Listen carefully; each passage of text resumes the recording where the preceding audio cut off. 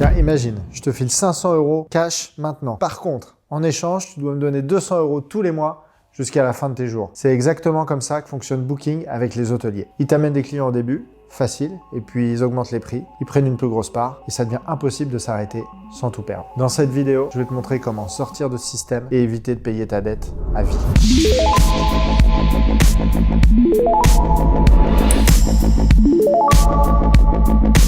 Booking.com, c'est un géant. Valorisé 170 milliards de dollars, il pèse 2 fois plus lourd que le premier groupe hôtelier mondial, Marriott. Alors comment est-ce qu'on en est arrivé là? Tout commence par une promesse simple. Réservation en 3 clics, annulation gratuite, choix de la chambre avec les photos disponibles ou les avis clients. En vrai, pour les consommateurs, c'est génial.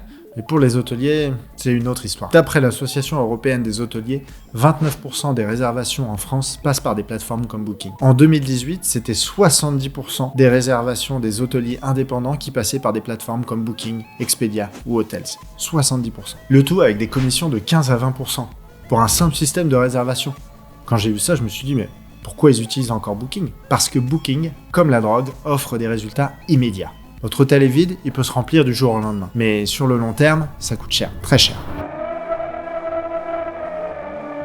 Une fois qu'on a goûté à Booking, difficile de s'en passer. Et c'est là que le dealer impose ses règles. Première règle, pendant des années, Booking obligeait les hôteliers à afficher les mêmes tarifs sur leur plateforme et sur leur site. Impossible de concurrencer Booking, même sur son propre site. On appelle ça la parité tarifaire. Deuxième règle, Booking collecte toutes les données clients. Email, téléphone, et vous avez accès à presque rien. C'est eux qui gardent le contrôle de votre relation client. En clair, plus vous dépendez de Booking, moins vous avez de marge de manœuvre pour gérer votre business. Et pour les hôteliers indépendants, c'est encore pire. Les grands groupes comme Accor, eux, ils négocient les ristournes sur les commissions, mais pour les indépendants, ils restent à 17-20%. Et là, il n'y a plus de parité tarifaire.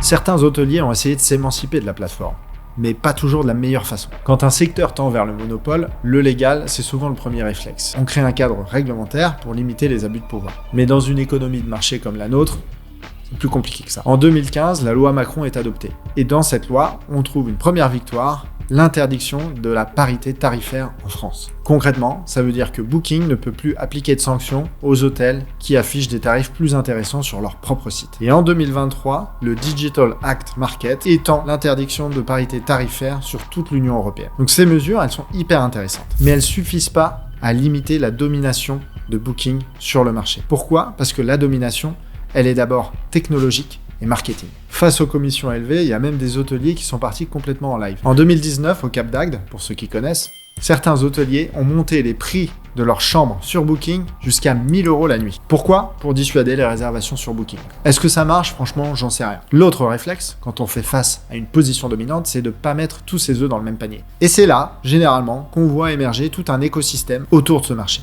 Exemple, SiteMinder, un site qui permet de diffuser son offre, sa chambre, sa nuitée sur toutes les plateformes en même temps. Donc bonne idée en théorie, mais en pratique, Booking continue à dominer puisqu'il capte tout le trafic, donc les parts de marché. C'est un peu comme essayer de diversifier ses dealers sans jamais vraiment s'en libérer. Même Accor, qui a lancé une plateforme en 2014, a fini par la fermer aux indépendants faute de succès. Elle s'est recentrée sur ses objectifs et a développé une plateforme adossée à son programme de fidélité, Accor All. Beau succès, avec une augmentation de 12%. Bravo! Bravo Accor, top. Maintenant, c'est cool pour un grand groupe comme Accor qui a les moyens de développer ça, mais pour des hôteliers indépendants, pas facile. Donc, on ne résout toujours pas le problème de la dépendance à Booking. Ok, on a vu pourquoi Booking est incontournable, une dépendance, et pourquoi c'est impossible de s'en libérer. Mais est-ce que c'est une fatalité? Est-ce que tous les hôteliers sont condamnés à rester piégés? Il y a des hôteliers qui ont réussi à sortir de cette dépendance. Je pense notamment à des franchises comme Mama Shelter ou des plus petits hôtels indépendants comme le Chouchou Hôtel à Paris. Le premier problème des hôteliers, très souvent, c'est qu'ils pensent qu'ils vendent uniquement des chambres.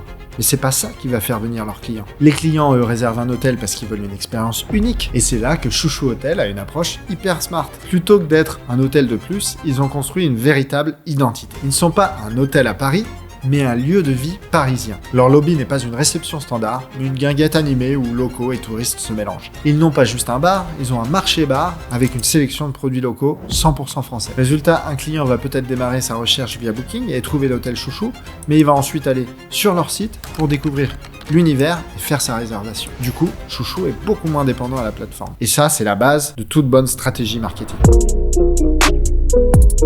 Si votre site il affiche juste le listing des chambres et un formulaire de contact, bon, vous êtes foutu. Chouchou Hôtel, eux, ils ont compris ça et ils sont même allés plus loin. Ils ont transformé leur site, leurs réseaux sociaux en un véritable média. Leur Insta, ils se contentent pas de publier des photos de chambres. Non, ils publient des photos des soirées, des ambiances, des moments de vie. Et leur site, il est conçu comme un espace immersif, avec des visuels forts et des mises en avant des événements. Ils motivent la réservation en direct avec des tarifs réduits, des packages personnalisés ou des expériences supplémentaires. Ils collectent les emails et les préférences clients pour leur envoyer des offres ciblées. Et enfin, ils créent une communauté en ligne qui suit leurs actualités et qui revient parce que c'est trop cool en fait. Le résultat, leur marketing attire naturellement des visiteurs.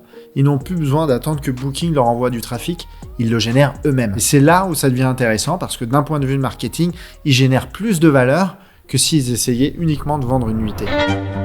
Petit à petit, on réussit à sortir du piège de Booking parce qu'en fait, on crée un positionnement radicalement différent. On développe un média autour de son expérience. On redevient propriétaire de son audience et on monétise nos actions marketing pour générer plus de revenus. Et ce qui est génial, c'est que ça ne concerne pas uniquement les hôtels. Cette stratégie, elle peut s'appliquer à plein d'autres secteurs d'activité. Aujourd'hui, posez-vous cette question.